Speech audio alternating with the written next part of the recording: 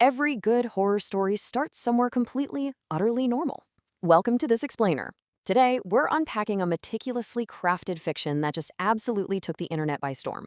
We're going to break down how a mundane business trip devolves into a desperate fight for survival. And more importantly, we'll look at what this terrifying narrative reveals about human instinct. So, let's jump right in. The story kicks off with a pretty chilling premise about the true nature of fear. When the thing is in front of you, the fear comes right up to your throat. There is a profound difference, between the lingering, creeping anxiety of being alone in the dark and the absolute, paralyzing terror you feel when the source of your fear is literally staring you right in the face. Establishing this right off the bat sets the tone. Even though it's fiction, the terror it explores feels incredibly real because it taps directly into our deepest, primal instincts. Section 1. An unexpected responsibility. So, before the horror even begins, we start in the everyday corporate world. Mr. Mehta runs a highly successful global construction empire. But he's got a problem.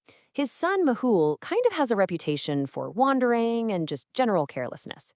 It's the classic send the irresponsible heir to the middle of nowhere to build character strategy, right? To test him, Mehta decides Mehul absolutely has to take charge of a major upcoming project in the United States. But Mehul isn't sent in completely blind. Enter Ratan.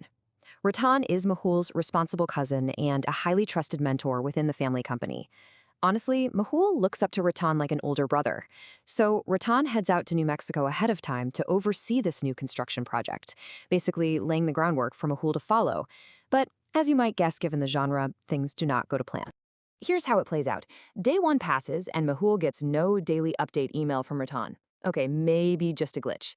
Day 2 hits, absolute silence. Now, by day 3, this agonizing wait forces Mehul to take action. He boards a flight straight to New Mexico, traveling all the way to a notoriously isolated forest just to find his cousin. Moving on to Section 2, the Haunted Forest Project. Arriving at the site, which is this lonely wooden house deep in the woods, Mehul totally expects to find his cousin. Instead, he meets 3 laborers who are acting incredibly weird. They're giving these super evasive answers, insisting Ratan hired them to renovate the house. But when Mehul flat out asks where Ratan actually is, they fall completely silent. Feeling super uneasy, Mehul decides to stay anyway, mostly just hoping to finish this week-long job in a couple of days and get out of there. That evening, over dinner, the laborers share a terrifying local legend. Apparently, this forest literally swallowed 10 people years ago, turning the whole area into cursed ground. They claim that's exactly why the actual property owner refuses to ever set foot there. Suddenly, it hits Mehul just how entirely cut off from the outside world he really is. And that brings us to Section 3, A Night of Terror. The horror actually kicks off with something super mundane, a simple knock on the front door. One laborer steps outside into the pitch black to check and doesn't come back. When they open the door to look for him, he is just standing there, frozen, staring out into the woods. Soon after, there's another knock. A second laborer goes out, and the exact same bizarre sequence happens. They just completely vanish into the dark. Desperate for a cell signal to call for help, Mehul bolts to the upper floor. From the window up there, he watches in utter horror as the final, 3rd laborer willingly walks out of the house. But instead of looking into the woods like the others, this guy turns around and stares directly back at the house with this chilling, dead-eyed gaze. It's perfectly clear that whatever is out there has taken total control of these men. In a sheer panic, Mehul finally gets a call through to the landlord, desperately asking what on earth is happening. Surprisingly, the landlord isn't shocked at all. Instead, he delivers this terrifying, cryptic warning in a totally flat, urgent tone. He says, "Go to the basement if you want to stay alive. Go to the left, not the right." And before Mehul can even ask a single follow-up question, the line goes dead. Section 4, the Shapeshifter Reveal. Let's see what's in that basement. Trapped and basically out of options, Mehul runs down to the basement and opens the left door, just like he was told. He discovers a hidden crossbow, alongside a super chilling note that just simply reads, "Kill them." The arrows, they're coated in poison. And as he's arming himself, this horrific, putrid stench starts seeping from the forbidden right door. But the tension snaps when the front door of the house suddenly bursts open above him.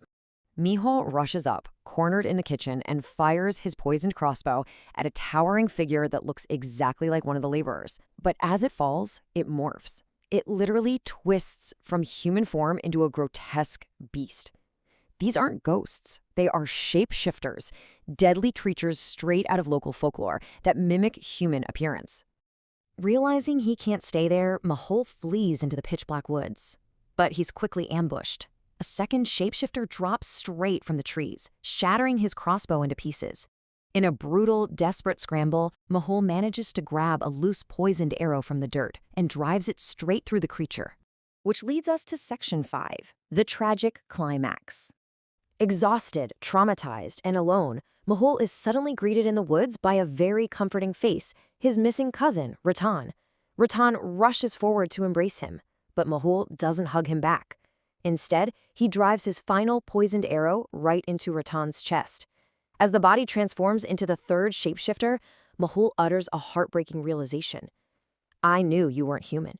You have the same stench as those shapeshifters. Mihuel marches right back to the basement and breaks down that forbidden right door. Remember that putrid smell? Well, inside lies the devastating truth. 4 decomposing bodies, the real 3 laborers, and his beloved cousin Rattan. The shapeshifters had killed them all long before Mihuel even arrived, literally wearing their faces just to lure him in.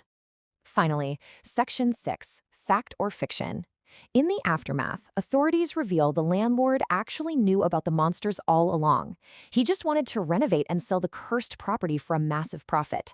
Turns out, the only thing scarier than a literal monster is, well, a notoriously greedy landlord. While the horrors at Metha and Sons are completely fictional, the myths of skinwalkers and shapeshifters are deeply rooted in real-world folklore.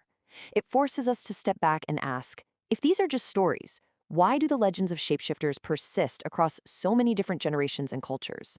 Where does myth actually end and human fear begin? It is such a fascinating look at how our primal instincts process terror. Thank you so much for joining me for this explainer. Stay curious and stay cautious out there.